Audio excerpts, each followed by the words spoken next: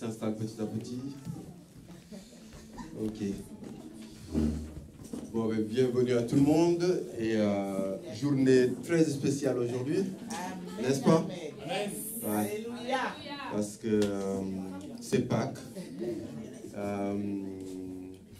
Bon, je vais pas peut-être pas faire comme d'habitude à lire un message. Je vous invite qu'on essaie de prendre 3 minutes, juste dans une tranquillité. On ferme les yeux et on essaie comment dirais-je, d'avoir en fait cette relation avec le Seigneur, juste pour penser à tout ce que le Seigneur a fait pour nous. Juste. Et je vous invite de l'aborder sous 2 aspects. Le premier, c'est d'être dans une disposition de repentance. Parce que je crois que Jean-Baptiste a commencé son message en disant « Repentez-vous ». Jésus-Christ a commencé sa prédication en disant « Repentez-vous ». Et Pierre a commencé sa prédication en disant « Repentez-vous ». Donc, on peut commencer par cette repentance. Nous sommes une famille. Et quand on vient à l'église, nous devons avoir une disposition de cœur pour tout faire pour que l'atmosphère du Saint-Esprit, l'atmosphère de Dieu règne dans nos cœurs et autour de nous. Donc on peut juste essayer d'être dans cette disposition de repentance et de prendre juste du temps avec le Seigneur, juste pour penser et repenser à l'œuvre de Christ, à tout ce qu'il a fait. On va prendre 3 minutes, juste chacun dans son cœur avec Dieu. Et après, on va commencer la louange.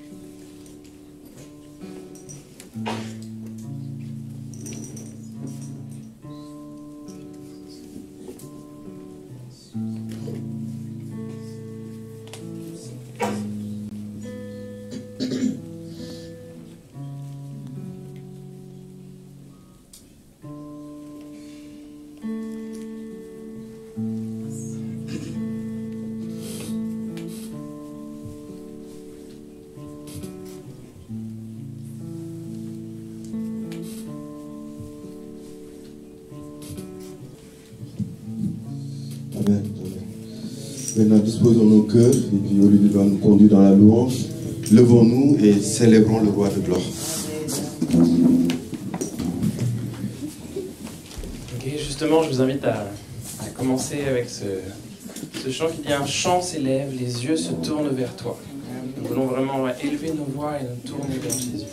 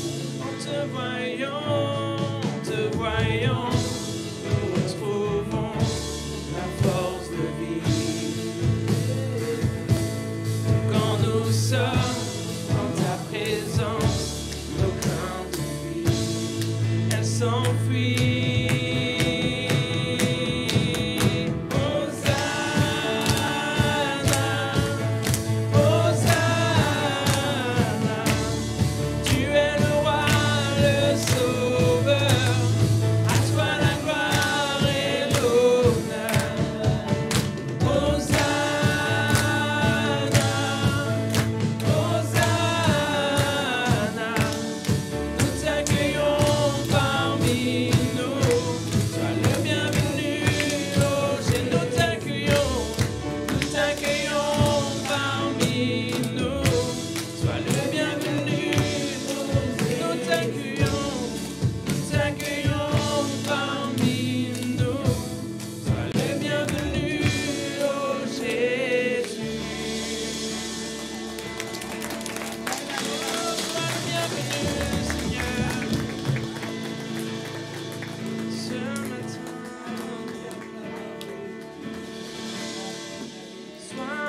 bienvenue, Seigneur.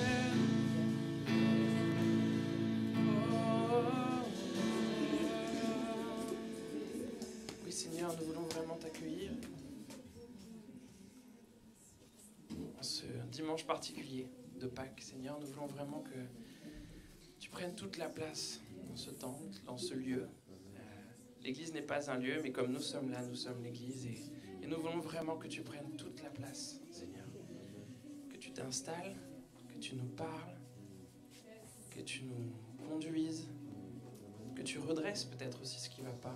Seigneur, en effet, nous voulons venir aussi avec cette attitude repentante dont a parlé Michael. C'est essentiel parce qu'on s'approche du roi des rois. Nous sommes là devant toi et nous voulons vraiment reconnaître que c'est toi le roi, que c'est toi le Seigneur des seigneurs. Nous nous soumettons à toi. C'est toi qui es le dernier mot, c'est toi qui... Nous voulons aussi que c'est toi qui es le premier. Que ce soit vraiment toi qui souffle à notre oreille. Parce que nous sommes là pour toi.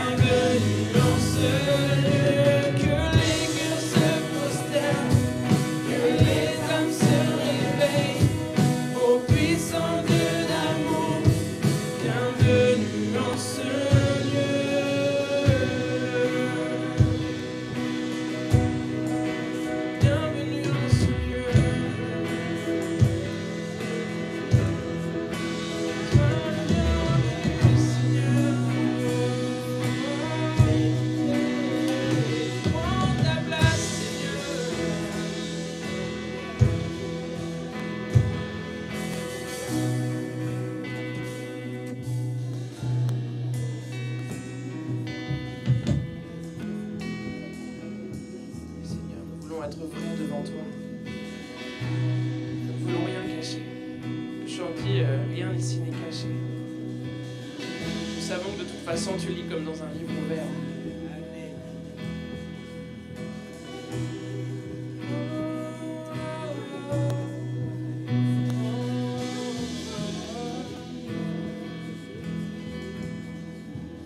Mais le Seigneur nous accueille tel que nous sommes. Si nous arrivons avec un cœur repentant. Reconnaissons que nous sommes pécheurs. Reconnaissons que nous avons fauté. Le Seigneur a des bras grands ouverts pour nous accueillir, pour nous entourer.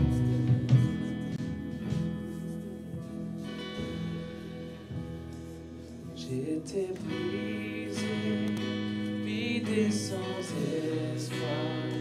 Ta grâce m'a trouvé, m'a restauré. Je n'ai rien à moi, mais tel que je suis, tu me libères, tu me libères. Grâce infinie de notre Dieu, qui un jour m'a sauvé.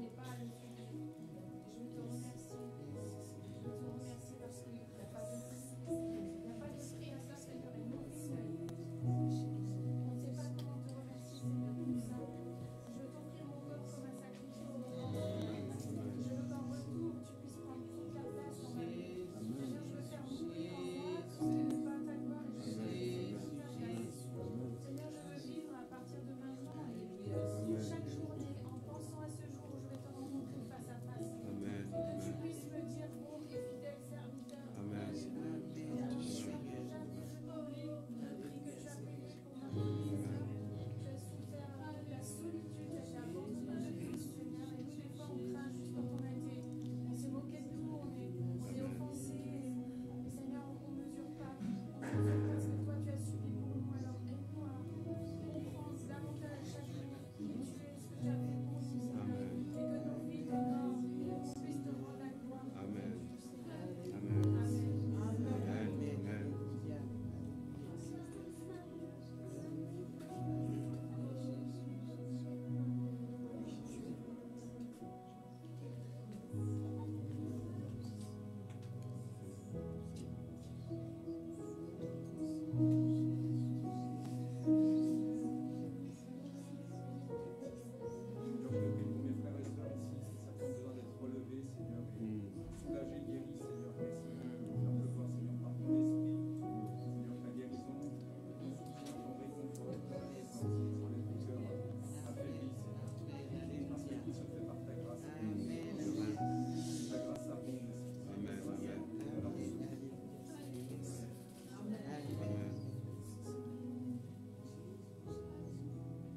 J'ai besoin de toi, viens à mon secours.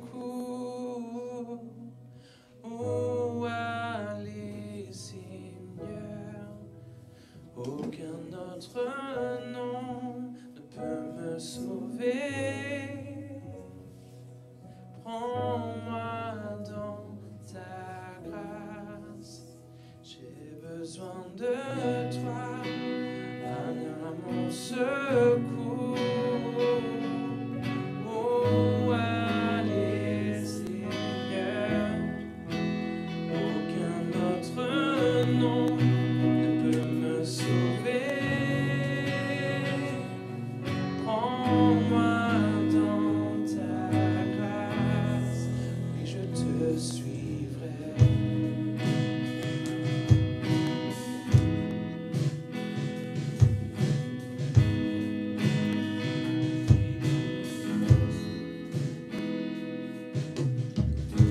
Tu es la source de vie, jamais tu ne m'oublies, nul n'est comme toi. Oui, je m'accroche à toi. J'ai besoin de toi, viens à mon secours. Où aller, Seigneur? Aucun autre nom ne peut me sauver. Prends-moi dans ta grâce. Oh, j'ai besoin de toi, viens à mon secours. Où aller, Seigneur?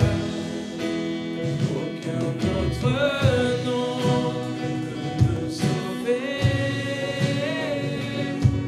Prends-moi dans ta grâce, oui je te suivrai. Oui je te suivrai. Oui je te suivrai. Oui je te suivrai.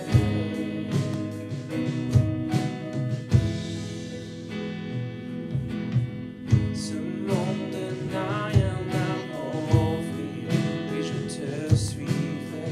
Ce monde n'a rien à m'offrir, oui je te suivrai. Ce monde n'a rien à m'offrir, oui je te suivrai. Ce monde n'a rien à m'offrir, car j'ai besoin de toi. Viens à mon secours. Où aller, Seigneur? Aucun autre nom ne peut me sauver. Prends-moi dans ta grâce, et je te suivrai.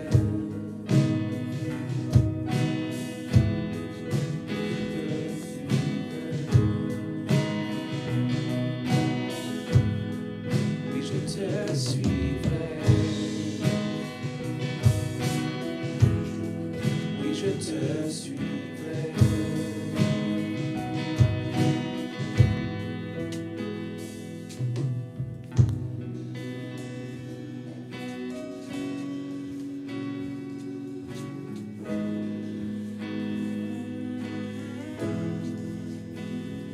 Où aller, Seigneur? Nous avons besoin de toi. Aucun autre nom ne peut nous sauver.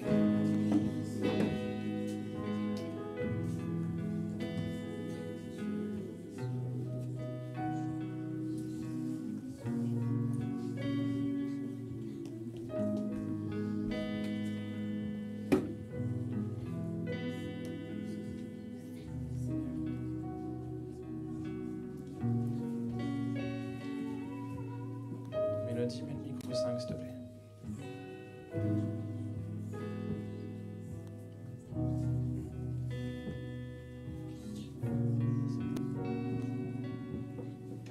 Où aller, Seigneur? Seigneur, merci parce que tu es ressuscité. Seigneur, merci car tu n'es plus dans le tombeau. Et comme je lisais à mon fils l'histoire de la résurrection, il était si excité, il me disait, il est où Jésus? Mais il est où Jésus? Et ce matin, nous te disons, mais Jésus, tu es où? Tu es ressuscité. Que nous puissions garder la même excitation, le même désir de te chercher. Où es-tu? Seigneur, où es-tu? Le tombeau est vide, je ne comprends pas. Je cherche avec mes yeux, mais je ne te vois pas. Mais tu nous as laissé ton Saint-Esprit. L'Esprit qui est si uni, tu fais un avec. C'est le Saint-Esprit. Quand tu es parti, tu nous as dit, je vous laisse mon Esprit Saint parmi vous. Pour que, au cas où, lorsque vous me cherchiez avec vos yeux, comme des enfants, vous puissiez me voir dans l'Esprit. Car tu es présent ce matin. Tu es présent ce matin. Nous te louons, nous t'aimons. Nous te disons merci. Car tu es ressuscité. Tu es revenu d'entre les morts. Tu es le Fils parfait. Et tu es notre ami, notre compagnon de route, notre exemple. Alléluia. Lorsque nos yeux te cherchent, nous pouvons les fixer à toi.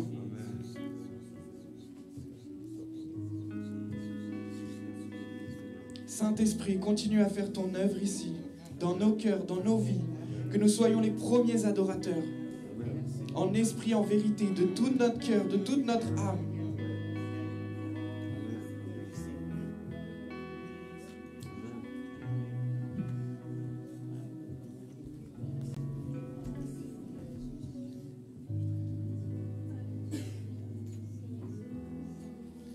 On va justement terminer ce chant de louange qui dit, en disant « Ô gloire au nom de notre Seigneur, gloire à son nom à tout jamais. »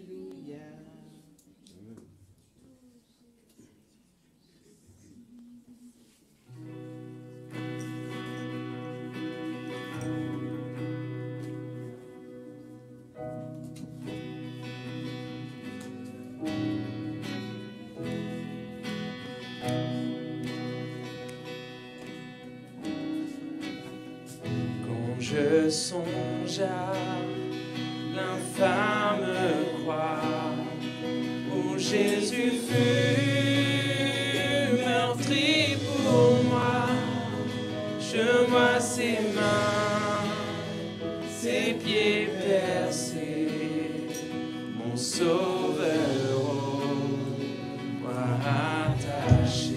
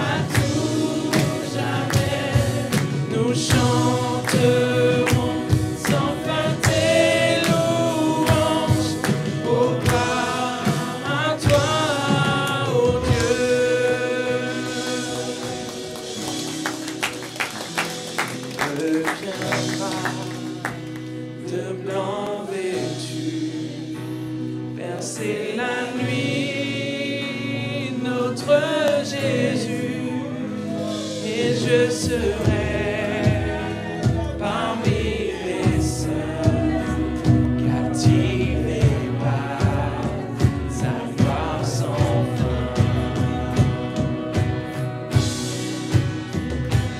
Oh, gloire au nom de notre Seigneur, gloire à son nom, à tout jamais nous chanterons sans fin tes louanges. Oh, gloire à toi, ô Dieu, oh, gloire au nom de notre Seigneur, gloire à son nom, à tout jamais nous chanterons sans fin tes louanges. Oh, gloire à toi, ô Dieu. Oh, gloire à toi, ô Dieu. Oh, gloire à toi, ô Dieu.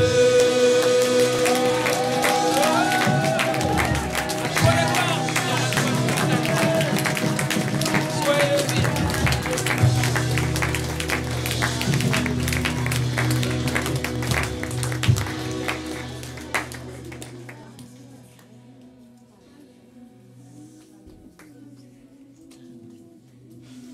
Merci beaucoup pour cette très belle chanson.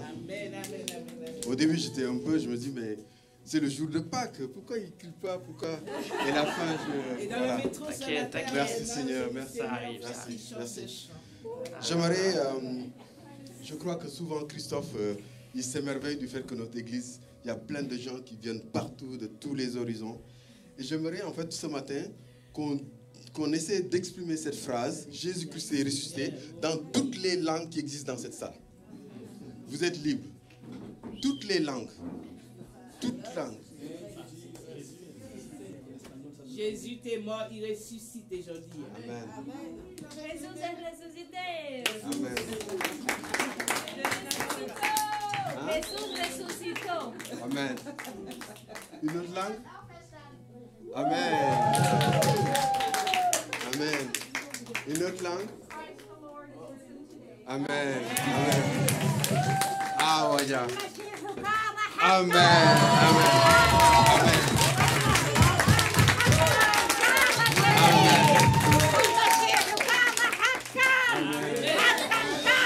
Amen. هو خلصنا هو كذانا نحن نعيش مع المسيح المسيح حبيب الكل المسيح يهدي كل الناس المسيح منجح حياتنا من يمشي مع يسوع ينال الحياة الأبدية. Amen. Alors, attends, Wadia. En fait, je suis extrêmement heureux qu'elle vienne parce que demain, c'est l'anniversaire de Wadia. Oui, oui. Et j'allais lui demander si elle pouvait venir prier en arabe. Et donc, je suis très content. Et donc, je veux que, Wadia, je veux que tu pries en arabe pour nous tous. Là, maintenant. Tu pries, mais en arabe. Tu fais. If you can pray in Arabic for the church. Ouais. Non. Yeah. أصلي بالعربي.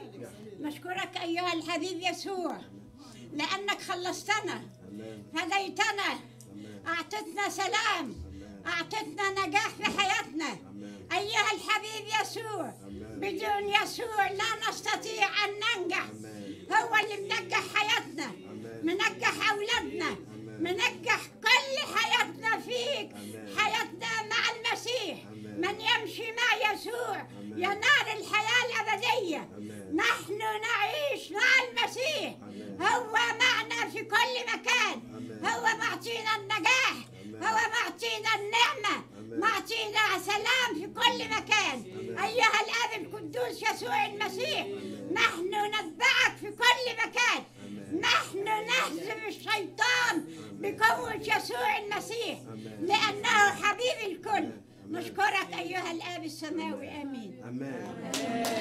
Amen. Merci beaucoup. Amen. Amen. Amen. On va continuer dans cette lancée. Je vais demander à... Alors, je n'ai pas entendu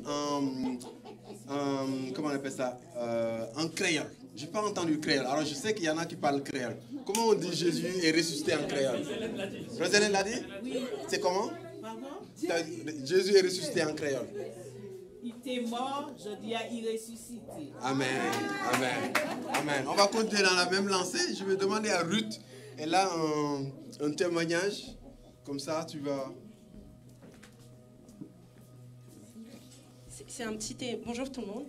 C'est un petit témoignage justement sur la mort et la résurrection qui m'est arrivé pendant le carême qui est fini aujourd'hui.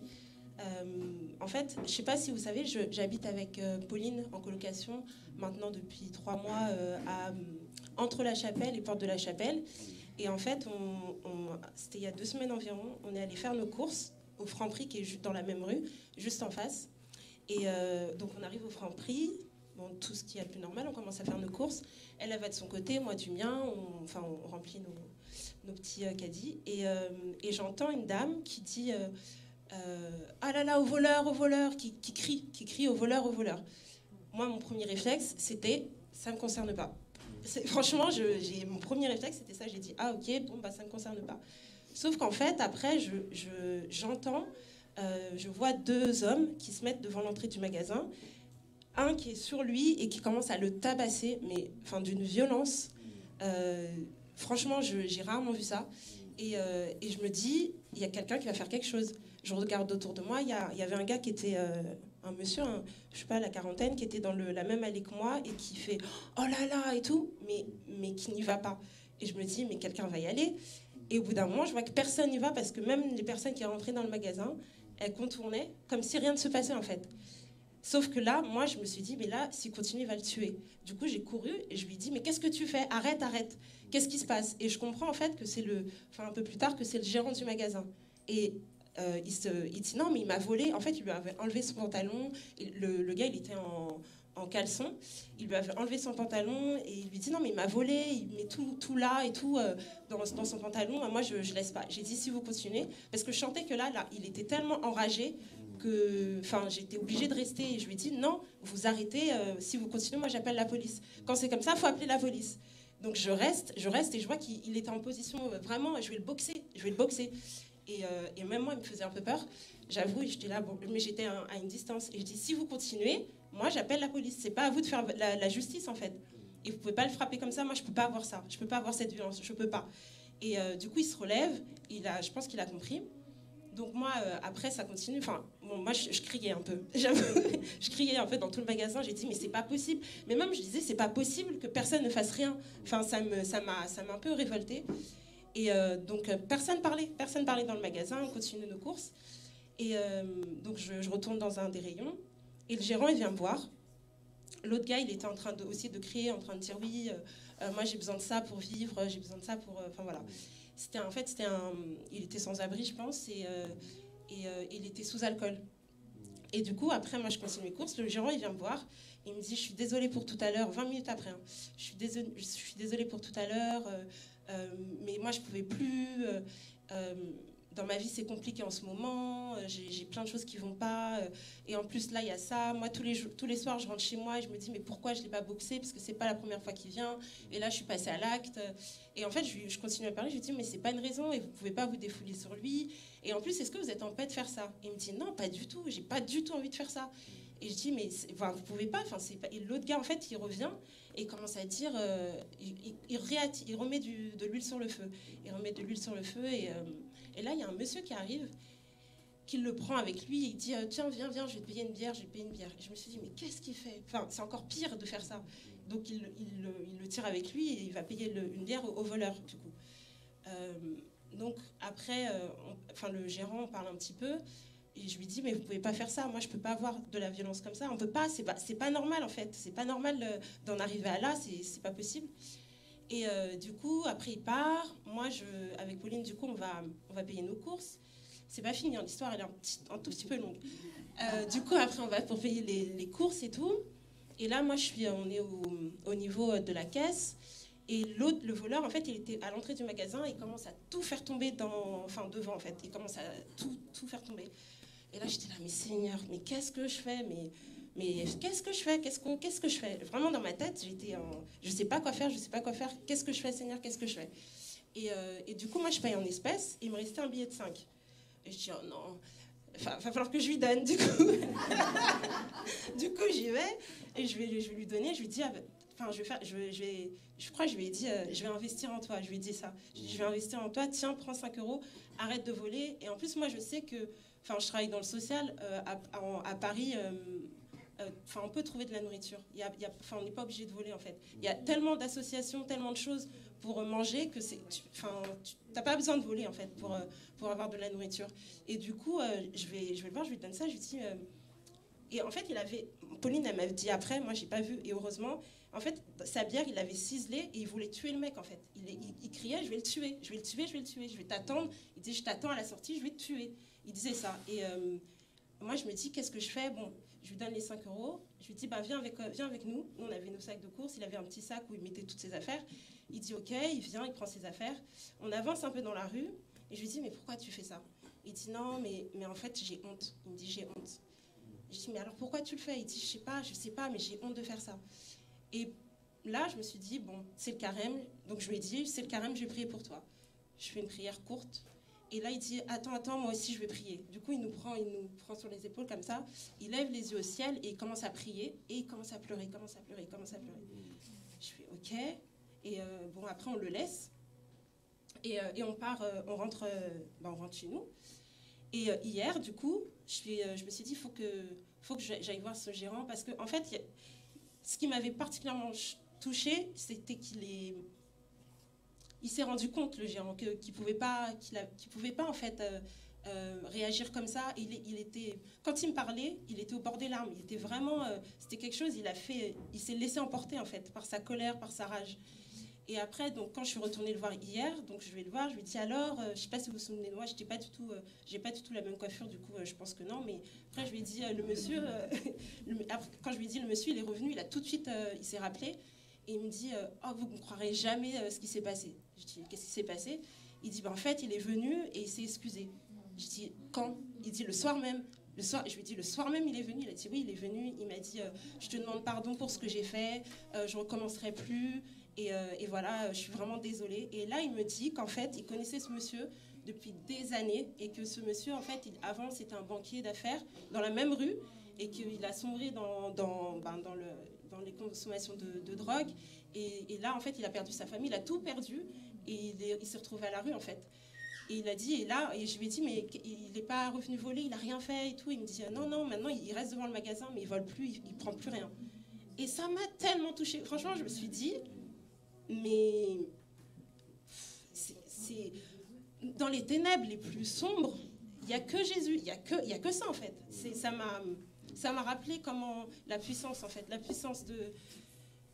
Franchement, ça m'a trop touchée. Je m'attendais tellement pas à ça. Franchement, pas du tout. Pour moi, c'est une rédemption, incroyable.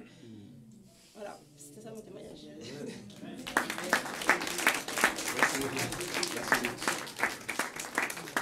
Merci Ruth, merci. Du coup, je vais utiliser ton histoire pour faire la transition avec la Sainte Seine. Je vais demander à Alix, parce que je sais qu'elle est dans l'esprit de Pâques, donc, et peut-être Christophe, si vous voulez m'aider pour la Sainte Seine. Ouais, okay. Alors, Pâques, c'est aussi...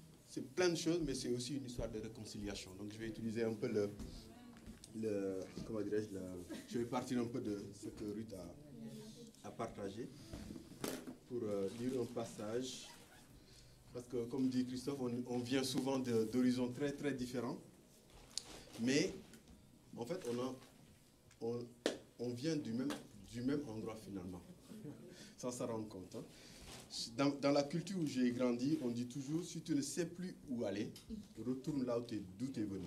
Alors, je ne sais pas si c'est vraiment un truc qu'on a puisé d'une autre culture, mais en tout cas, c'est assez intéressant. Alors, je vais lire un texte pour montrer l'importance de la réconciliation et d'où on vient et ce que Jésus a fait. Comme ça, ça va accompagner la Sainte Seine. C'est Ruth qui m'a un peu inspiré. On va lire dans l'épître aux Éphésiens, l'épître de l'Église, l'épître aux Éphésiens.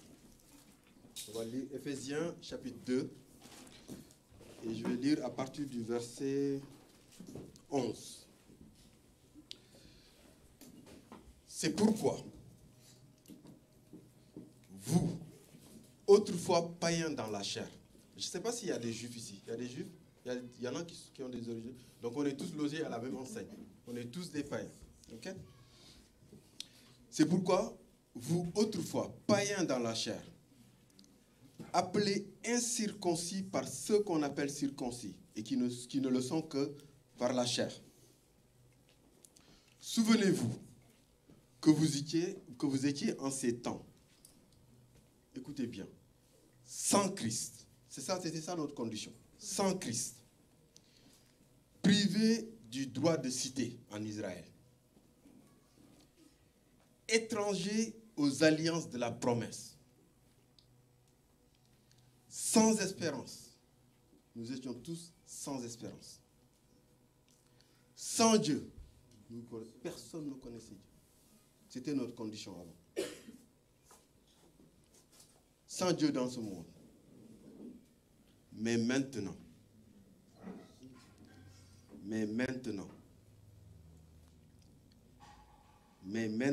en Jésus-Christ, vous qui étiez jadis éloignés, vous avez été rapprochés par le sang de Jésus-Christ. Amen. Voilà le Pâques. Voilà ce que Pâques nous a apporté, nous païens. Car il est notre paix. Lui qui des deux n'en a fait qu'un. Et qui a renversé le mur de séparation, l'inimitié. Ayant anéanti par sa chair la loi des ordonnances dans ses prescriptions. Il a voulu créer en lui-même, avec les deux, un seul homme nouveau, en établissant la paix. Et les a réconciliés avec Dieu, l'un et l'autre. Même les Juifs sont réconciliés. Ça peut paraître paradoxal, mais c'est comme ça. Même les Juifs sont réconciliés avec Dieu par le sang de Jésus-Christ. En détruisant par elle l'inimitié. Il est venu annoncer la paix à vous qui étiez loin et la paix à ceux qui étaient près. Par lui, les uns et les autres ont accès auprès du Père dans un même esprit. Voilà ce que Dieu a fait. Moi, je ne sais pas si vous vous émerveillez pour ça. Moi je suis tombé littéralement amoureux de l'œuvre de Jésus-Christ. Voilà. Je ne sais pas comment l'exprimer autrement, mais en tout cas, c'est quelque chose qui me touche au plus profond de mon être. Jésus a tout fait. Donc c'est pour ça que ce jour est spécial. C'est pour ça que moi, Pâques, c'est ma fête à moi en tout cas. Voilà. Et j'espère que nous tous, nous allons prendre ces éléments et nous allons essayer de penser ce que Jésus-Christ a fait pour nous. Donc vous pouvez commencer à distribuer. Prenons juste un peu de temps pour penser ce qu'il a fait pour nous. Vraiment ce qu'il nous a apporté.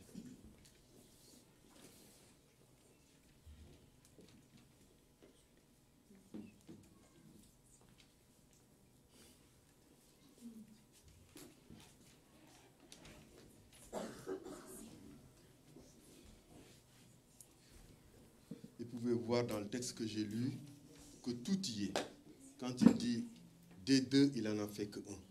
C'est un acte de mariage aussi. On voit, l'œuvre de Christ est tellement complète. On voit tout. Il nous a réconciliés avec Dieu.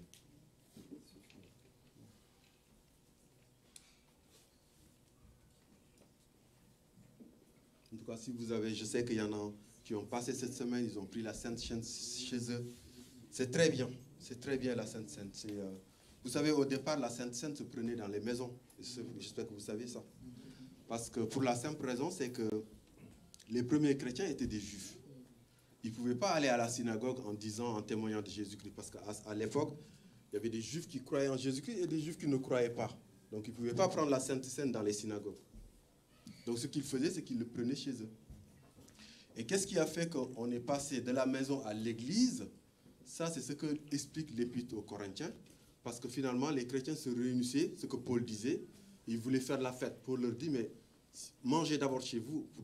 Et vous n'allez pas venir faire la fête. Parce que la Sainte Seine, elle est importante. On ne le prend pas pour blasphémer l'œuvre de Christ. Et c'est pour ça qu'il disait, c'est pour ça qu'il y a des infirmes parmi vous. C'est pour ça qu'il y a des morts parmi vous.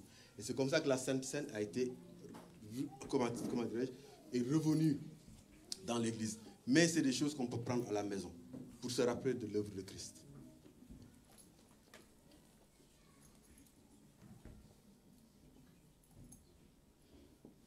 On peut fermer les yeux, en tout cas en attendant que la distribution se termine.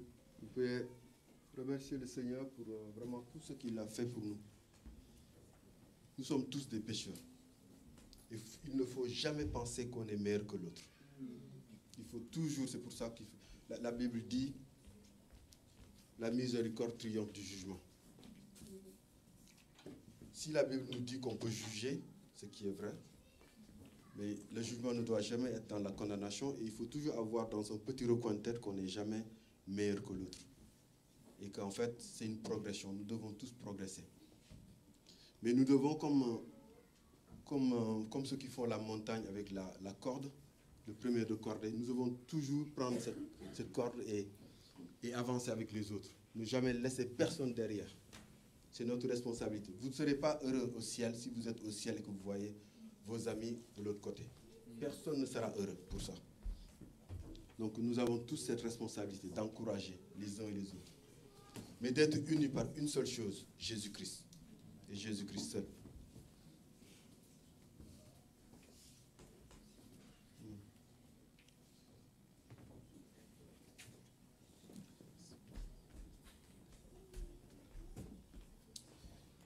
Merci. Merci. Le Seigneur disait, ceci est mon corps. Nous allons le prendre tout en pensant à tout ce qu'il a fait pour nous à la croix. Nous ne comprenons pas tout, mais nous voulons le faire pour ne jamais oublier ce moment. Quand Jésus a brisé le pain et qu'il a donné à ses disciples. Et de tout ce qui s'ensuit après. Donc prenons le pain.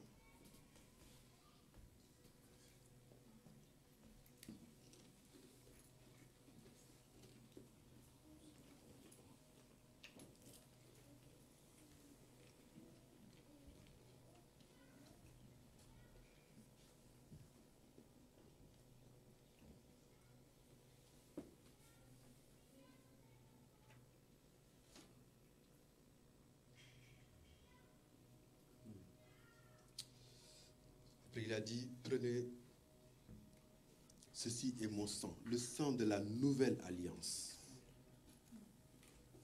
Nous sommes sous la nouvelle alliance. L'alliance en son sang. Souvent dans les cultures où nous grandissons, nous ne connaissons pas l'importance du sang. Mais si on regarde par exemple des films indiens ou en Afrique, les gens ils faisaient des alliances de sang. Parce que les alliances de sang, c'est trop fort. Et nous pouvons nous rappeler de ce que Jésus-Christ a fait par son sang qu'il a versé à la croix. Nous pouvons lui remercier d'être venu témoigner et de venir mourir, ressusciter pour nous montrer la voie. Nous pouvons prendre ce fruit de la vigne pour nous rappeler du sang versé par notre Seigneur.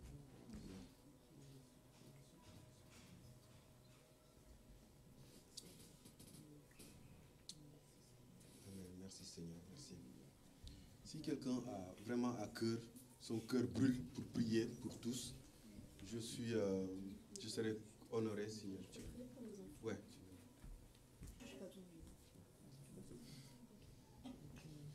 Moi, les enfants, je vais prier pour vous aujourd'hui, parce que j'avais ça à cœur hier déjà, donc du coup, je vais prier pour vous.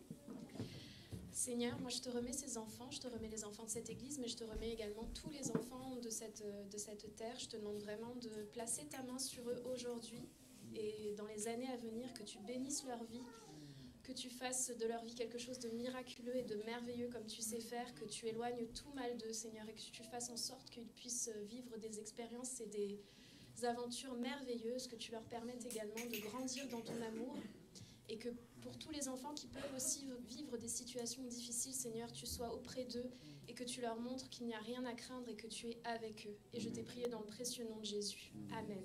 Amen. Amen, merci. Merci. Merci à tous. Alors, on a pris légèrement un petit retard, donc...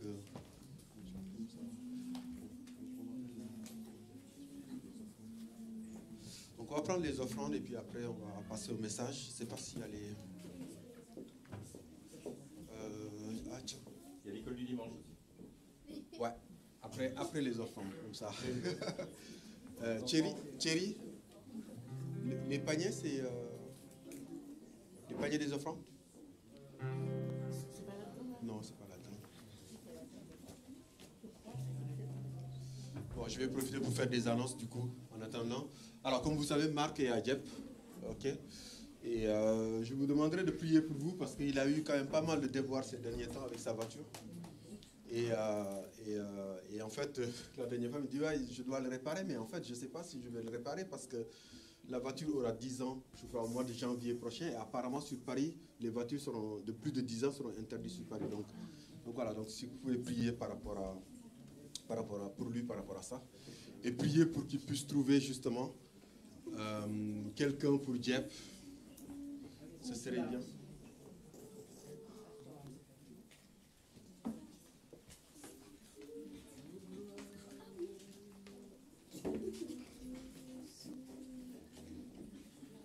Voilà, on va passer. Et puis,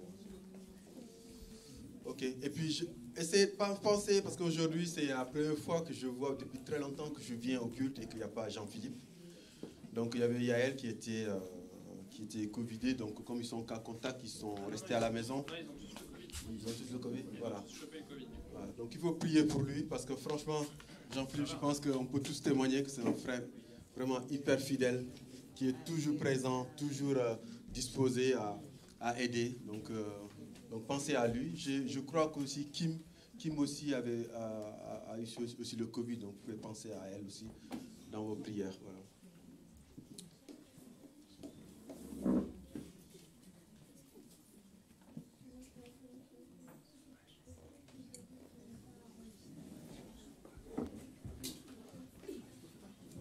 Oui, on va accompagner le truc avec la louange.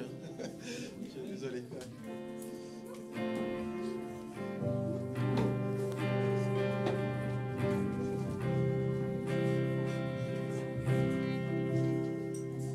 Nous voici, Seigneur, pour louer ton nom et pour te donner le meilleur de nos dons, notre amour pour toi. Tout entière et nos cœurs crient de joie. Abba Père, aide-nous sans cesse à te faire plaisir. Te dire avec tendresse, je t'aime, Seigneur.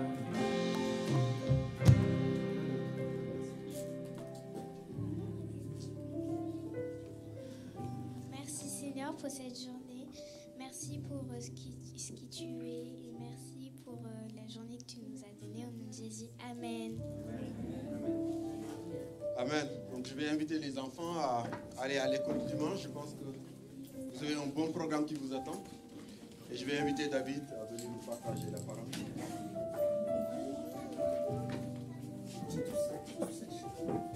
Et merci pour le groupe de louange pour la...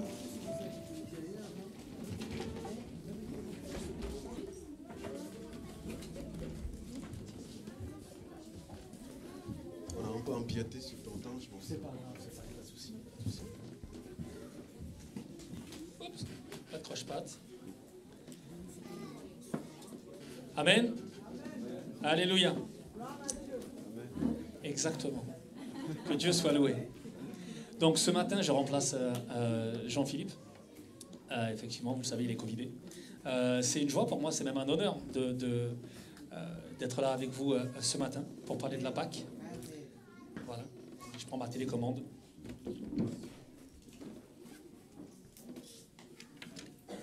Ça marche. Hop. Fonce là dans un sens. Si j'allume pas, ça ne marche pas. Ouais, super. Donc, vous vous doutez bien qu'on va parler de la Pâque ce matin. Effectivement, c'est surtout une histoire de résurrection. Et c'est sur la résurrection que je voudrais insister ce matin. C'est un sujet sensible, mais il est et il doit être à la base de notre foi. Souvent, c'est un sujet un peu tabou. Et le simple fait de parler de résurrection, et encore plus celle de Jésus, ça peut mettre mal à l'aise ou ça peut suffire à perdre un auditoire un peu acquis à la discussion. Or, on va voir que la Bible nous dit, Jésus dit, pardon, je suis la résurrection et la vie. Celui qui croit en moi vivra quand même il serait mort. Et quiconque vit et croit en moi ne mourra jamais. Et une question nous est posée, crois-tu cela? Crois-tu cela? Est-ce que nous croyons à ces choses-là? Parce que souvent, on prend la vie chrétienne pour un nombre de préceptes, on se dit, ok, c'est des lois spirituelles, des choses à bien faire, des choses à ne pas faire, des manières d'être, etc. Mais la base, c'est la résurrection de Jésus. On va voir pourquoi ensemble. Attention, il n'est pas question des différences. Enfin, quand je parle de résurrection ce matin, c'est pas une question de résurrection comme on a pu entendre ça et là des gens qui étaient morts et qui se sont retrouvés de nouveau en vie, des histoires un peu même des fois macabres de gens dont le cœur s'est arrêté et puis c'est reparti et puis bon, c'était un peu bizarre. C'est pas du tout de ça dont on va parler ce matin. C'est pas non plus le cas bibliquement de ce qui s'est passé avec la fille de Jaïr en Marc 5, 22, 24, ou celle de Lazare. Il n'est pas question de ça. Il n'est pas question d'être mort, de revenir à la mort, et de toute façon, à la fin de la vie. Il y a la mort, encore une fois. On parle souvent de vie et de mort. J'avais une discussion avec un collègue qui me disait encore dernièrement, on n'a qu'une vie. Je dis non, on n'a qu'une mort. Après, à nous de savoir si elle est perpétuelle ou si elle est ponctuelle. Et c'est ça la question. Être mort ou être en vie. Et c'est de ça dont on va parler ce matin. On nous parle en fait quand on parle de résurrection, on parle de notre espérance. On a l'espérance. Je suis la résurrection de la vie. Celui qui croit en moi vivra. Et je pense que c'est important de reconnaître la résurrection comme une source à la fois d'espérance, mais un sujet auquel on est destiné. On ne se dit pas que c'est que pour Christ. On se dit, bon, Jésus était parfait dans ce qu'il a fait, parfait dans la manière dont il a fait les choses. Donc il n'y a que lui qui va ressusciter. Non, il faut le prendre aussi pour nous. Et on va voir aussi que ressusciter, c'est pas simplement mourir. C'est pas parce que vous faites écraser par un bus que vous allez vous relever. Ça, c'est l'immortalité. Il n'est pas question de ça. Quand on parle de vie éternelle, on ne parle pas d'immortalité. Voilà, faut faire attention aux mots et au sujet. Raison de plus, tout à l'heure tu parlais d'1 Corinthiens 15, la manière dont Paul en fait nous parle de la remise de la Sainte Seine au sein même de l'Église. C'est aussi en 1 Corinthiens chapitre 15 que Paul nous explique le bien fondé de la résurrection et pourquoi la résurrection est aussi importante. 1 Corinthiens 15, au verset 14, il nous est dit que si la résurrection n'est pas vraie, que si la résurrection n'a pas lieu, alors la prédication du Christ n'a aucun sens. Il nous est dit aussi que la foi dans le Christ elle-même serait inutile. Ça ne changerait à rien, en vérité. Au verset 15, il nous est dit que les témoins qui ont assisté à ça seraient des menteurs. Au verset 17, il nous est dit que nous ne serions pas rachetés du péché, ce qui revient à dire que nous serions encore une fois morts, et morts une bonne fois pour toutes. Verset 18, les croyants anciens seraient morts en vain, c'est-à-dire tous les gens dont on nous parle dans la Bible seraient morts en vain.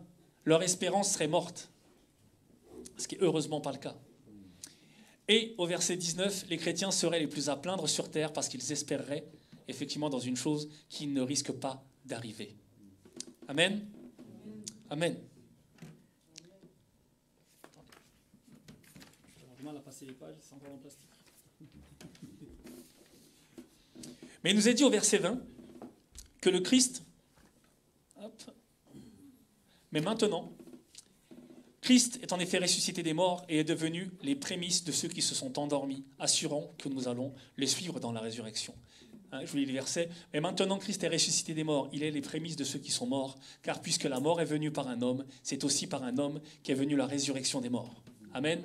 Ça, c'est 1 Corinthiens 15 et verset 20. Voilà le bien fondé de la résurrection. La parole inspirée de Dieu garantit la résurrection du croyant à la venue de Jésus-Christ pour son corps, l'Église et le ravissement. Amen. Amen. Amen. De tels espoirs et telles assurances résident dans un grand nombre de chants, comme Paul l'écrit dans 1 Corinthiens 15, 55. Ô mort, où est ta victoire? Ô mort, où est ton aiguillon? Amen. Comme ces versets à la fin se rapportent à l'importance de la résurrection, on voit tous que c'est un sujet de base et c'est un sujet qui, quelquefois, on n'en parle pas assez. Quand on parle de résurrection, on pense toujours que c'est un peu mystique, des gens qui passent de la mort à la vie, parce qu'on se trompe de portée de la résurrection. Paul répond, vous savez que votre travail dans le Seigneur n'est pas vain, encore une fois en 1 Corinthiens verset 58. Il nous rappelle que parce que nous savons que nous serons ressuscités à une vie nouvelle, nous pouvons nous aussi s'offrir la persécution et le danger pour l'amour de Christ. Versets 29 à 31, comme lui le faisait. 1 Corinthiens 15, je vous conseille encore plus la lecture. Marc, enfin, souvent, Michael nous encourage à lire la Bible. Marc nous fait aussi des fois des quiz bibliques.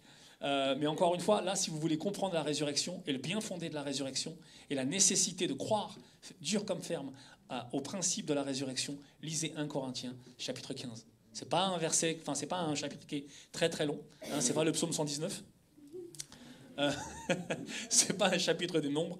C'est un peu plus facile, un peu plus accessible. Et je vous conseille vivement de le lire pour comprendre un petit peu le sujet de la résurrection.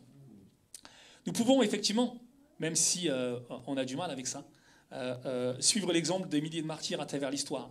Je me rappelle d'une polémique de quelqu'un qui avait fait une manifestation et qui disait « je ne suis pas là pour souffrir ». Nous, malheureusement, je pense que ça va être un peu le cas parce que, alors encore une fois, on n'est pas dans l'église persécutée. On a la joie, on a la chance, on a la grâce de pouvoir annoncer l'évangile. Ce qui n'est pas le cas de tous. Ce n'est pas le cas de toutes les églises. Ce qui n'est pas le cas de tous les pays. On a parlé beaucoup de manger nos libertés ces derniers temps, ces dernières semaines, ces derniers mois, et même ces 2 dernières années. On s'est insurgé contre le fait qu'on n'était pas libre, qu'on était esclave de plein de choses. On va se calmer 5 minutes. La France est un pays de liberté. C'est un pays où on a la liberté d'annoncer Christ. Et déjà, rien que ça devrait nous suffire. Et quand même ça ne nous suffirait pas, rappelons-nous ce petit verset qui nous dit « Ma grâce te suffit ». Amen. Amen. Amen. Nous savons que combien même nous puissions souffrir de la persécution et du danger pour l'amour de Christ, ce ne serait pas très grave, en fait. Même si nos petites personnes, des fois, sont très importantes. On a l'impression que nos petites personnes sont très importantes. Le sujet même de la résurrection nous pousse à comprendre combien Christ a souffert. La Pâque nous pousse à comprendre combien Christ a souffert.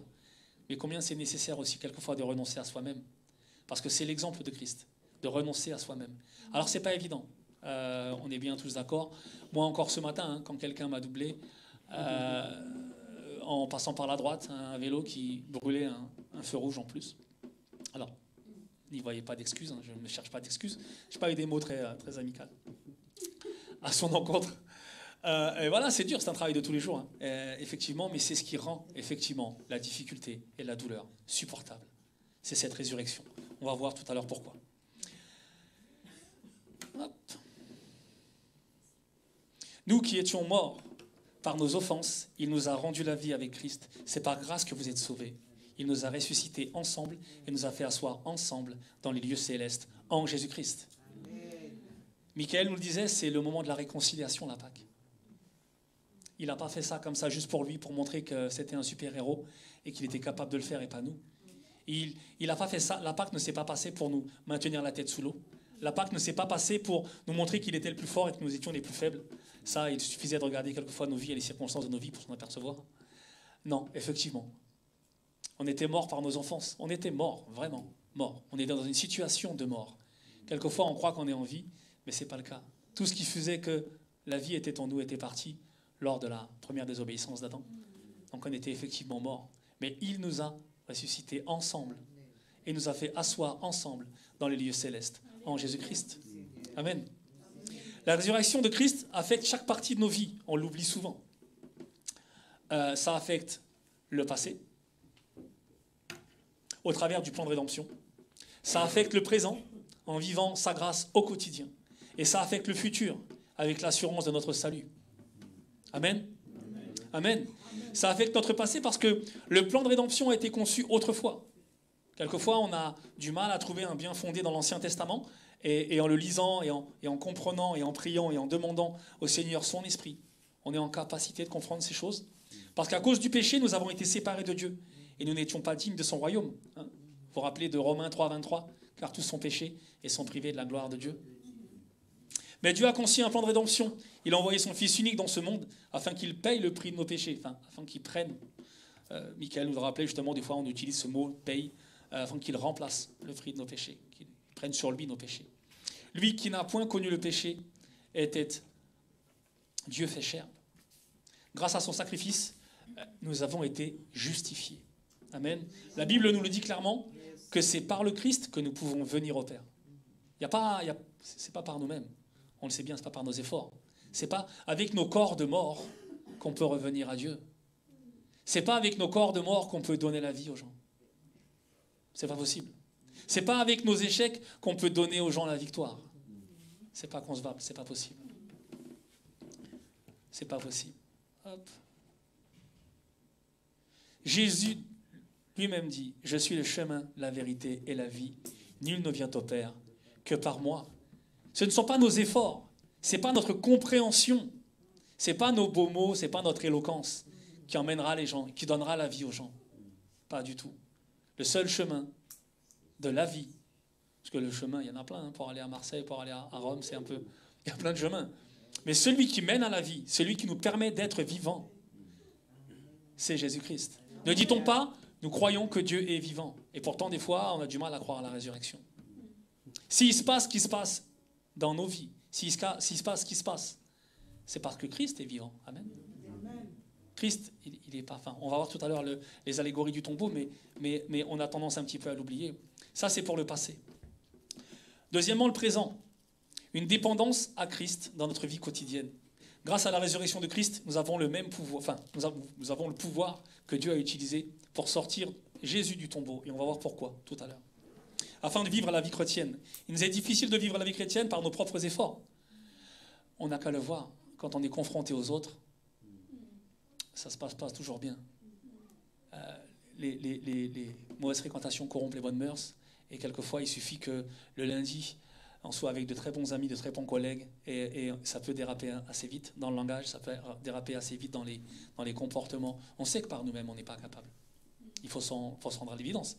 On aimerait avoir suffisamment de sagesse pour le faire, on aimerait avoir suffisamment d'expérience pour le faire, mais Acacia nous a rappelé il y a une quinzaine de jours qu'effectivement, la possibilité est en Christ. Qu'effectivement, heureusement que Dieu nous voit au travers du sang de Christ, parce que sinon, ce ne serait pas possible. Amen. Ça nous est possible lorsque le Tout-Puissant vient vivre en nous et nous remplit de la puissance de sa résurrection. C'est le fait qu'on ait choisi de faire entrer Christ dans nos vies qui nous donne cette résurrection. C'est 2 Corinthiens 5, 17 qui nous dit « Si quelqu'un est en Christ, il est une nouvelle créature. Les choses anciennes sont passées. Voici, toutes choses sont devenues nouvelles. » Amen. Amen. On voit bien que c'est le présent. On est dans le présent, on est ancré dans le présent. On fait les choses de manière nouvelle. Avant, on faisait les choses comme des morts. Maintenant, on fait des choses comme des gens vivants et des gens qui donnent la vie. Amen. J'ai l'impression que vous dormez un peu. Non, pas du tout. Non. D'accord. Ça doit être moi, là. Je dois être un peu endormi. Troisième élément, il touche notre avenir. Nous n'avons plus à craindre l'avenir. Souvent, ça peut faire peur. Petit, on nous dit de faire des études, de bien choisir ses études, de bien choisir son métier plus tard. Ça met la pression. La première chose qu'on apprend aux enfants, c'est à régler des problèmes qui n'ont pas forcément. Mais voilà, on leur dit faut bien choisir, faut bien travailler à l'école. Et puis ensuite, tu verras plus tard, tu auras le temps de vivre plus tard. Et puis fais tes études, et puis ça ira. Et puis une fois, on fait ses études et on cherche son premier emploi. Et puis on veut s'installer. Alors on commence à s'installer et puis ça fait peur parce que du coup on est du moins tout seul, on quitte les parents et puis ça peut un peu perturber. Du coup, on se met en quête de quelqu'un pour la partager, des fois maladroitement, des fois un peu plus droitement. Il faut se le dire aussi. Mais ça met la pression, ça peut faire peur aussi. L'avenir fait peur. On se dit, bon, il faut que je fasse quelque chose de ma vie. J'arrive à peut-être 25, 30, 40 ans, j'ai encore rien fait.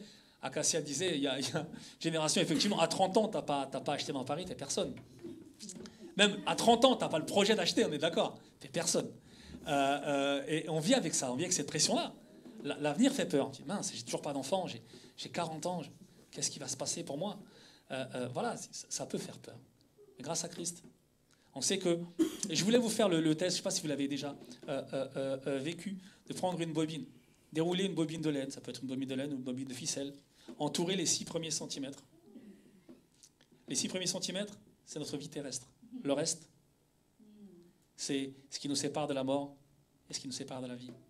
Quelquefois, les gens disent, oui, mais bon, j'ai hâte de vivre la fin. La fin, c'est que le début, si tu savais. La fin, c'est que le début. Et c'est souvent ça, quand je parlais tout à l'heure de mort, on ne meurt qu'une fois, à savoir si c'est définitif ou pas. Si on vit, il faut prendre la vie comme on commence à vivre maintenant. Alors oui, on va changer. On peut prendre du poids, on peut en perdre. On peut avoir des cheveux, on peut les perdre aussi. Rui disait, elle a la chance de changer de coiffure. Moi, c'est pas mon cas. Ça ne me fait pas plus peur que ça, mais en tout cas, revenons à nos moutons. L'avenir peut faire peur. Amen. L'avenir peut faire peur.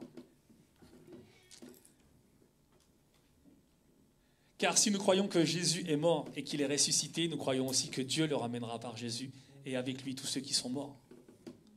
C'est ça aussi, l'avenir. C'est ça aussi, ne pas avoir peur de l'avenir. C'est l'assurance de la résurrection avec Christ. Parce que c'est effectivement de la même manière que Dieu a ramené Jésus, la promesse nous est faite qu'il nous ramènera aussi. Amen. Ça peut faire peur. Hein. Je sais que c'est un sujet pas facile. Je sais que quand on parle de résurrection, pour peu qu'on ait perdu quelqu'un, ça peut faire peur. C'est clair. Pour peu qu'on ait eu des proches qui ne soient plus là, ça peut faire peur. La question peut se poser. Et puis c'est angoissant. Je l'entends. Je le vis aussi. Je l'entends. Mais c'est une question vraiment à se poser. La Pâque, alors il y en a plein. Mais j'ai choisi le pendant de la résurrection ce matin. Non seulement la résurrection de Christ influence notre passé et notre présent, mais c'est aussi la garantie de notre avenir. En tant que chrétiens, nous n'avons plus à craindre à la mort parce que nous avons l'espérance qu'un jour, nous serons avec Dieu pour toujours. Lorsque nous nous repentons, plaçons notre confiance en Dieu et demandons-lui de nous sauver et de venir vraiment vivre dans nos vies. Ce n'est pas simplement de constater qu'il y a Christ, constater qu'il y a la résurrection. Vous savez, c'est comme... alors, on ne va pas revenir sur la parabole des talents, mais c'est comme avec un héritage. J'avais cette image-là. Un héritage, on peut en avoir peur, on peut l'utiliser. Quelquefois, quand on a quelque chose de neuf, en tout cas moi c'est mon cas, j'ai un peu peur de l'utiliser. Quand j'ai un téléphone neuf, avant de l'utiliser, il faut que je lui achète une coque, il faut que je lui achète une vitre de protection. J'ai un peu peur d'utiliser. Pourtant, c'est moi, j'ai fait ce choix-là, c'est ce téléphone-là que je voulais. Je l'ai choisi parce qu'il était fin, parce qu'il était joli, parce qu'il était plat, et j'en fais une brique. Du coup, il n'a plus rien des attributs qu'il avait avant. Puisque c'est davantage une contrainte qu'un plaisir, mais vous voyez de quoi je veux parler. C'est-à-dire que quelquefois, on a du mal à rentrer dans l'héritage. On a du mal à rentrer, on a du mal à enfiler j'allais pas dire le costume, mais on a du mal à enfiler les habits. On a du mal à rentrer dans cette vie de résurrection. On va voir tout à l'heure pourquoi. Pourtant,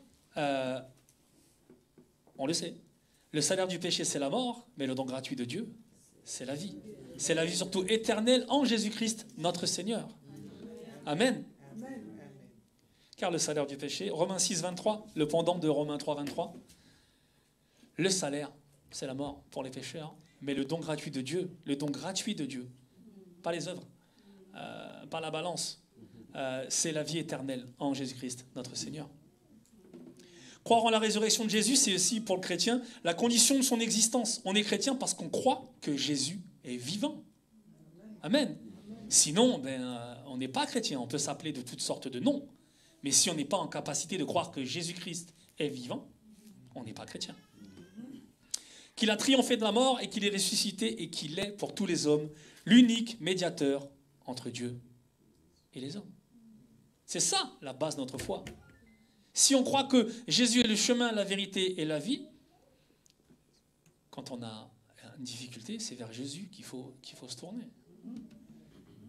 Peut-être pas la philosophie, peut-être pas les cercles de collègues. Alors après, il y a collègues et collègues, on entend bien, mais voilà. Si on croit que le seul médiateur entre Dieu et les hommes, c'est Jésus-Christ, adressons-nous à Jésus-Christ. Prenons la vie vers Jésus-Christ. Allons vers Jésus-Christ pour prendre la vie. Allons pas vers les circonstances, vers ce qu'on semble être, vers tout ce qui est à notre portée pour s'estimer vivant. J'ai une voiture, j'ai une maison, j'ai une femme, un chien, une barrière blanche. Je suis vivant. Non. Non, non, non, non, non. Tu peux être vivant et l'avoir, mais c'est pas parce que tu l'as que tu es vivant. Amen. C'est pas parce que, je rassure Acacia, c'est pas parce que tu n'as pas acheté à 30 ans que tu n'es pas vivante. Voilà. Beaucoup de nos contemporains voient la vie chrétienne comme une adhésion à quelques doctrines de base. L'existence de Dieu, la naissance, la mort, et quelquefois même la résurrection de Jésus, l'autorité de la Bible. Parfois même, dans les milieux évangéliques, on peut voir la conversion de Jésus comprise comme l'adhésion à quelques lois spirituelles suivies de quelques pratiques. Dans la réalité, en écoutant plus attentivement le message biblique, la vie chrétienne peut être comparée à une résurrection personnelle, au plus profond de notre être.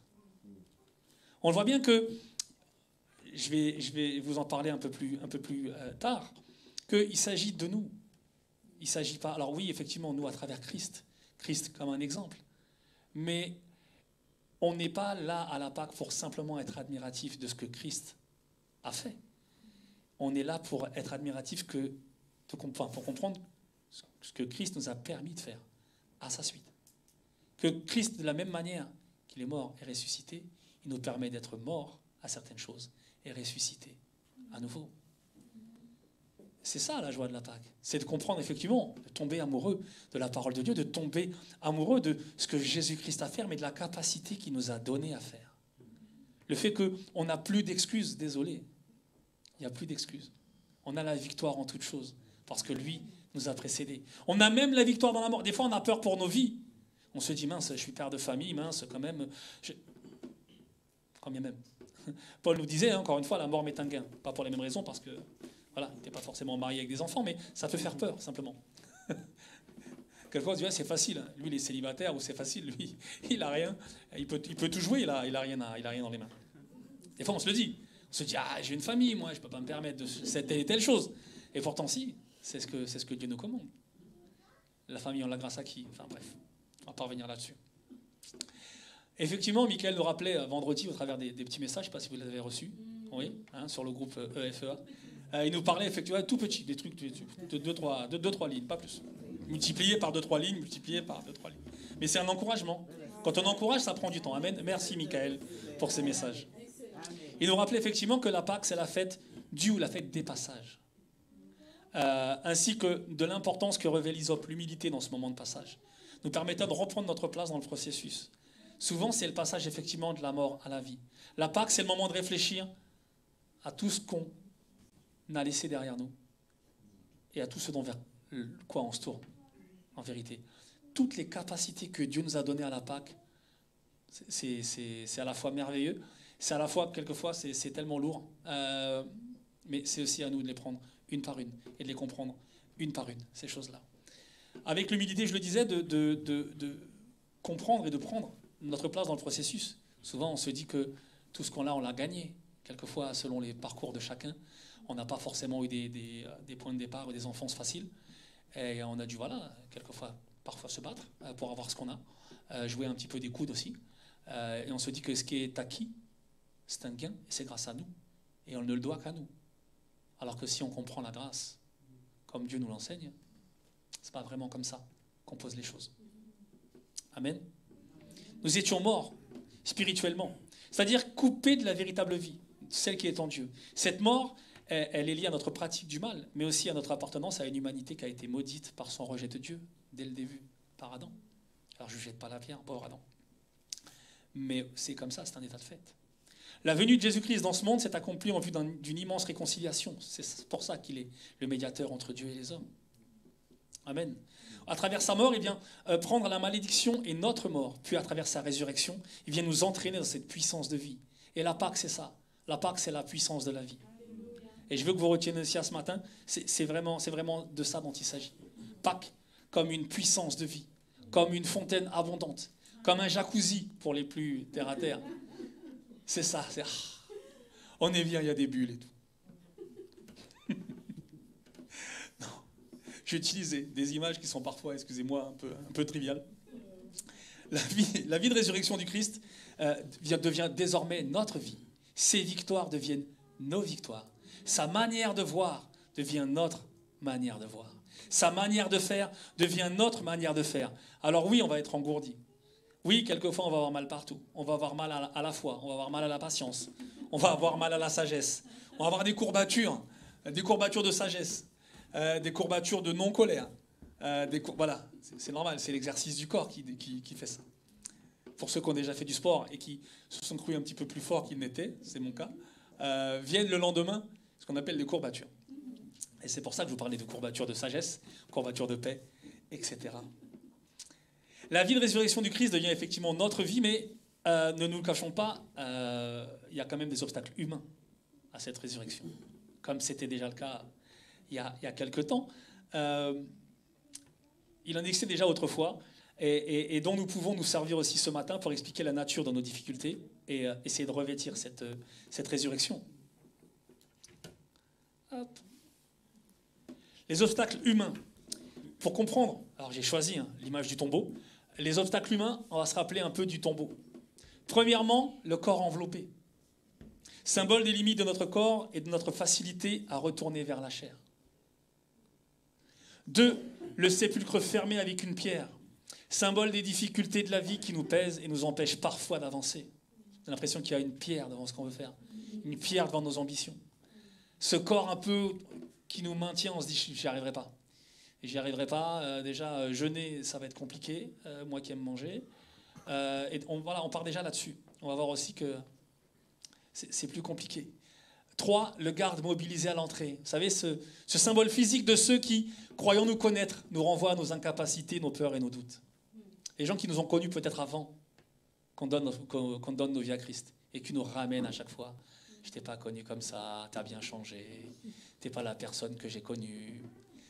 C'est n'importe quoi tes histoires, mais reprends-toi un petit peu, tu n'y arriveras jamais. C'est n'importe quoi ton Dieu, c'est pas bref. Tout ce que vous avez certainement déjà entendu ou du moins vu. Et 4e, le tombeau scellé, symbole de tant de paroles et tant de décisions prises et de condamnations émises au mépris du plan de Dieu. Votre enfant sera cela. Votre enfant sera peut-être épileptique. Il sera peut-être ceci. Vous n'arriverez jamais à faire ça. Vous n'avez pas fait d'études, vous ne serez jamais rien. Je rappelle, pour ceux qui ne s'en souviennent pas, qu'une étude statistique sur ces 30 dernières années nous disent que 75% des gens qui ont fait fortune, alors on n'est pas là pour comparer les portefeuilles, 75% des gens qui ont fait fortune n'étaient pas forcément des gens qui avaient des diplômes, et 65% n'en avaient pas. Et pourtant, ça a été parmi les plus grands écrans, les plus grosses fortunes. Non, c'est juste vous dire que même avec rien, on peut y arriver. Là, la question, c'est de savoir où est Jésus dans ces choses-là. Le corps enveloppé, effectivement, si on regarde à nos limites physiques, on n'y arrivera pas. Si on revêt Christ, alors effectivement, comme 3 jours plus tard, les bandelettes sont tombées, elles étaient là, elles ne servaient plus à rien. Amen. Le sépulcre fermé avec une pierre, toutes les difficultés, tout ce qui nous empêche un peu d'avancer. Christ, la pierre roulée sur le côté. Le garde mobilisé à l'entrée parce que les gens avaient tellement peur de voir le changement qu'ils voulaient un témoin, quelqu'un qui empêche de s'approcher de ça. Quelqu'un qui, on ne sait jamais, il pourrait dérober dans la nuit. Si vous lisez l'histoire du tombeau, c'était ça. Il pourrait tricher. Non, on ne triche pas. Tous les gens qui nous ont connus avant sont témoins de notre changement. Alors, quelquefois, on dit, t'as changé, mais longtemps que t'as pas évolué, mais t'as changé un peu. Parce que des fois, on peut rester là. On peut se contenter de savoir. Et ça va être là la réflexion ce matin, c'est est-ce qu'on va choisir de se contenter de savoir ces choses ou est-ce qu'on va aller jusqu'à les vivre? Est-ce qu'on va rentrer dans le plan de Dieu ou simplement savoir qu'il y en a un, Savoir que Dieu en a un personnel pour nous. Savoir jusqu'où ça peut nous mener, oui, mais un peu comme, vous savez, sur les Waze, quand on va d'un endroit à l'autre, on peut rétrécir la carte pour voir par où ça nous fait passer. Et quand on rétrécit un peu la carte, on se dit non, je pourrais passer par là. On sait qu'on doit y aller, on sait comment on doit y aller, on sait aussi pourquoi on doit y aller, mais on n'a pas envie d'y aller.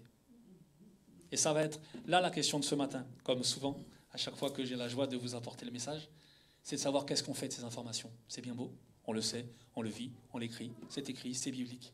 C'est moi qui vous le dis, mais n'importe qui d'autre aurait pu le faire. Est-ce qu'on choisit de le vivre ou pas? C'est ça la question de ce matin. Est-ce qu'on choisit de prendre cette vie ou de rester dans notre corps de mort? Est-ce qu'on choisit de rester sur ces obstacles humains, le corps enveloppé, le sépulcre fermé, le garde mobilisé à l'entrée, d'écouter tous les gens qui nous disent « tu n'y arriveras pas, laisse tomber, c'est pas pour toi ». Ce tombeau scellé, toutes ces paroles, hein, on a déjà entendu, tu n'y arriveras pas, c'est pas dans ta culture, de toute façon t'es bon à rien. T'es même pire que bon à rien, t'es mauvais à tout. Ça, je ne savais pas que ça existait comme insulte. Mauvais à tout, c'est pire que bon à rien.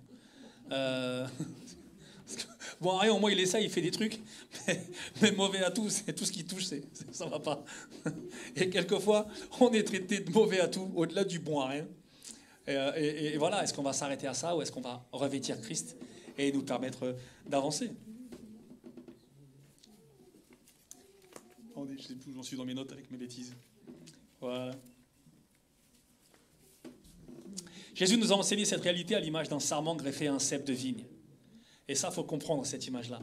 Jésus nous a enseigné effectivement cette réalité à l'image d'un sarment greffé à un cep de vigne qui nous rappelle encore une fois à notre condition et l'importance de nous revêtir d'humilité. Ce n'est pas par nous que les choses se font, c'est par lui. Hein. Vous connaissez ce verset? Jean 15, verset 5. « Je suis le cep et vous êtes les sarments. Celui qui demeure en moi et en qui je demeure porte beaucoup de fruits.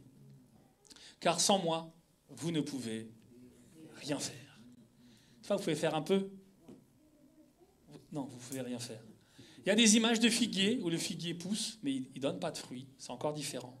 Là, sans moi, vous ne pouvez rien faire. Combien de fois on a essayé de faire sans lui? Combien de fois on a pris la prière comme un numéro d'urgence? Combien de fois on savait que le SAMU existe, on savait qu'il répond rapidement quand on décroche le téléphone? Combien on a attendu d'être extrêmement malade, que la présence de Dieu, qu'on soit tellement au plus bas, que la présence de Dieu soit nécessaire. On a vécu dans nos corps de mort jusqu'à presque en mourir, alors qu'on avait la vie à portée de main. Une nouvelle sève coule dans l'âme du chrétien, à condition d'être perfusé, à condition effectivement d'être ces sarments greffés sur le cep. Oui, on peut agir en nouveauté de vie. Oui, à condition de greffer nos vies sur Christ. À condition de chercher son esprit. À condition de chercher sa vie. À condition de lui demander de venir dans nos vies. Jésus et Dieu en général sont des gens polis. Ils ne s'invitent pas quand ils n'y sont pas.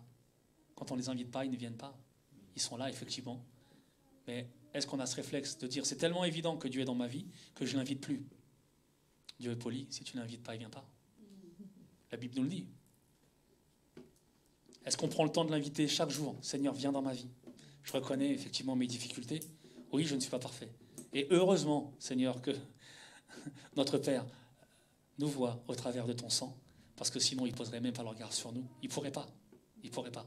Sa sainteté l'en empêcherait. Une nouvelle sève doit couler en nous, du moins dans l'âme du chrétien, à travers la vie de résurrection et la vie de l'esprit. On le disait, oui, il faut être conscient des obstacles humains, oui, mais il ne faut pas en faire des obstacles réels. Le tombeau, c'est qu'effectivement, 3 jours plus tard, les bandelettes étaient par terre. La pierre était roulée, le sépulcre était ouvert, le garde était terrorisé de ce qu'il avait vu. Voilà, c'est ça la réalité. Le garde était terrorisé, la pierre était roulée et les bandelettes étaient par terre. Que nos vies soient un témoignage de ça. Oui, il n'avait rien pour le faire et il l'a fait. Oui, il s'est pas arrêté à des obstacles. Il a permis que Dieu vienne travailler dans sa vie. Et oui, il a fait ces choses-là. Oui, tout le monde a été... C'était manifeste que ce qu'il a fait, ça venait de Dieu parce qu'on ne le voyait même pas lui. C'est Dieu qu'on voyait. Et c'est ça auquel on doit quasiment tous arriver. Amen.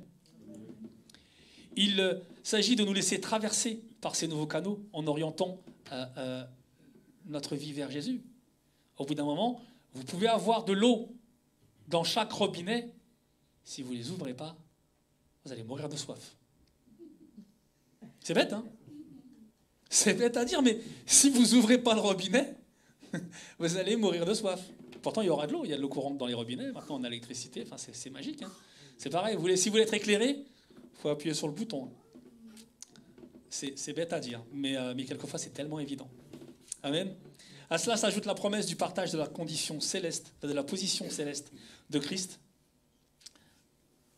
qui nous dit, il nous a ressuscités ensemble. Vous connaissez déjà ça. Et nous a fait asseoir ensemble dans les lieux célestes en Jésus-Christ. Il n'y a plus de séparation entre Dieu et les hommes. De la même manière que Jésus a fait, il nous donne la même condition que lui. C'est ça aussi, être ressuscité. C'est ça, affirmer que oui, nous sommes ressuscités. Oui, on n'a pas changé. Oui, on n'est pas devenu plus sage. Oui, on n'est pas devenu plus philosophe. Non, non, on est ressuscité. On est passé de la mort à la vie. Amen. Cette expression désigne probablement l'arrachement quand on parle de « nous a fait asseoir avec lui dans les lieux célestes ». J'avais noté qu'effectivement, cette expression désigne l'arrachement de l'univers des ténèbres, de l'univers de péché, de mort dans lequel nous baignons habituellement, vers un univers où, voilà, dans les lieux célestes. Dans les lieux célestes. La conséquence, c'est qu'il est possible de vivre spirituellement dans un autre environnement, celui de sa présence. Des fois, on se dit, j'ai pas le choix. Je suis né là, je suis né comme ça. Je suis né dans une famille qui était comme ça, je continuerai comme ça. C'est pas ce que Christ veut. C'est pas ce que Dieu veut. Et c'est pas ce qu'il nous a montré. Il ne nous a pas montré qu'il fallait s'arrêter aux circonstances. Il ne nous a pas montré qu'il fallait s'arrêter à ce qu'on était, mais à ce que lui avait mis en nous. Si on s'arrête à nos limites, effectivement, en dehors de les reconnaître, nos limites, on n'ira pas bien loin. Par contre, si on a l'obéissance de croire qu'en l'invitant, on va effectivement être dans son plan et pouvoir faire ce qu'il a prévu qu'on fasse, là, les choses changent. Le grand défi, c'est désormais de marcher ou de chercher à marcher en nouveauté de vie, en affirmant ces acquis prodigieux dans la foi, que sont les versets de Colossiens, chapitre 3, versets 1 et 2. Si donc vous êtes ressuscités avec Christ, cherchez les choses d'en haut, où Christ est assis à la droite de Dieu. Affectionnez-vous aux choses d'en haut et non à celles qui sont sur la terre. On dit souvent que les gens qui regardent en l'air sont des fous. Moi, je crois qu'on est tous appelés à être des fous. Amen.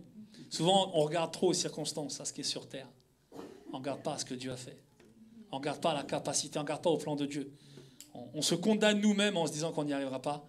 On se condamne nous-mêmes en se disant telle et telle chose. On condamne des situations, on verrouille des situations, alors que ce n'est pas du tout ce que Dieu veut. On ferme des robinets, on enlève même les manchons pour éviter que quelqu'un les ouvre. Parfois. L'eau est là, la source de vie est là. Et on fait tout pour ne pas la voir. On fait tout pour ne pas l'ouvrir. Amen. Prions. Seigneur Jésus, je te remets chacun.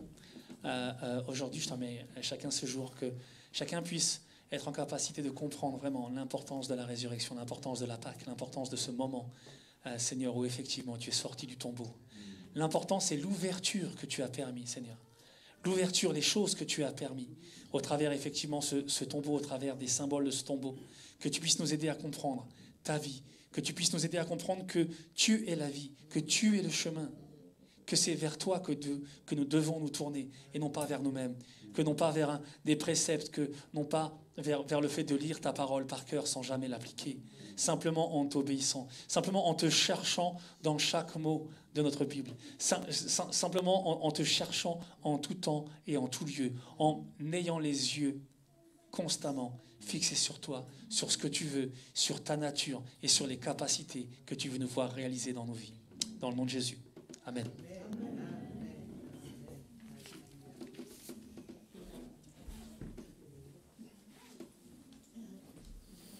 Amen. Merci beaucoup, David. Merci d'être revenu sur la résurrection. Vous savez, dans la Bible, on a des enseignements de base, ce qu'on appelle le lait spirituel. Il y en a 6. Le point commun des 6 points, c'est la résurrection, justement. Parce que le premier point, c'est la repentance aux œuvres mortes. Donc ça, c'est justement, c'est une forme de résurrection. Le deuxième point, c'est la foi. Donc la foi, c'est vraiment quand on remet tout à Dieu et qu'on veut qu'il vive vraiment en nous. Le troisième point, c'est la doctrine des baptêmes. Et le baptême, justement, c'est la mort et la résurrection. Le quatrième point, c'est l'imposition des mains. C'est une forme de résurrection parce que quand on impose les mains, c'est qu'on essaie de faire passer en fait quelque chose à la prochaine génération. Donc on veut en fait que ce qui brûle dans nos cœurs puisse être passé dans la prochaine génération, qu'il y ait cette résurrection. Et après, le cinquième point, c'est justement la résurrection. Et le sixième, c'est le jugement éternel, qui va toujours avec la résurrection. Et la Bible nous dit, heureux ceux qui ont part à la première résurrection. La seconde mort n'a aucun pouvoir sur eux. Voilà. Essayons de vivre l'expérience de la résurrection parce que c'est le cœur de notre foi. Merci beaucoup. Merci.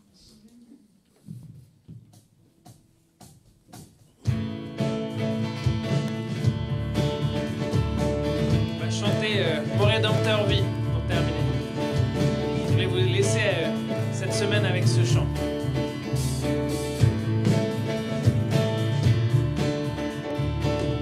Je sais qu'il m'a secouru, son sang a couvert mes fautes, je le crois. Oui, je crois. Il a enlevé ma honte, je suis guéri en son nom, je le crois. Oui, je crois. Je veux proclamer, oh, oh, Jésus a vaincu la mort, mon Rédempteur vit, mon Rédempteur vit, mon Rédempteur vit, mon Rédempteur vit, mon Rédempteur vit, mon Rédempteur vit. Mon Rédempteur vit, mon Rédempteur vit. Elle prend mon fardeau et tu l'emportes. Alors je danse sur les sommets, je vois venir ton règne. Mon Rédempteur vit, mon Rédempteur vit, mon Rédempteur vit, mon Rédempteur vit, mon Rédempteur, mon Rédempteur vit, mon Rédempteur vit, mon Rédempteur vit. Mon Rédempteur vit.